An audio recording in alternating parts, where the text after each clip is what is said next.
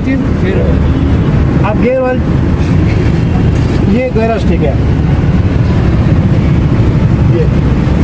अब देखिए ये बहुत ज़्यादा थिक होता है, अब ये बहुत ज़्यादा गाढ़ा है, देखिए शायद की तरह। अब ये बहुत सारे टाइम के बाद नीचे करेगा। इसके देखिए ये निशान लगे हुए हैं यहाँ तक, ये लाइनें नज़र आ रही हैं। ये लाइनों तक मोबाइल का होना ज़रूरी है। अगर मोबाइल कम होगा तो गाड़ी का जो गियर है वो आवाज़ करेगा, और गियर की आवाज़ करने की दो वजूहत होती हैं। कितनी? दो। ये देखें अब ये बहुत अच्छा ठीक है।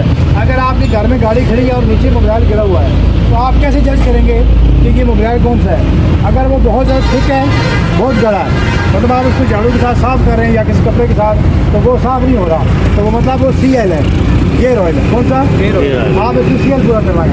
और अगर बहुत पतला मोबाइल है तो वो फिर इंजन ऑयल होगा। कौन सा? तो इंजन ऑयल जो होता है वो ये पतला होता है और ये साफ़ हो जाता है। अगर वो मोबाइल साफ़ नहीं हो रहा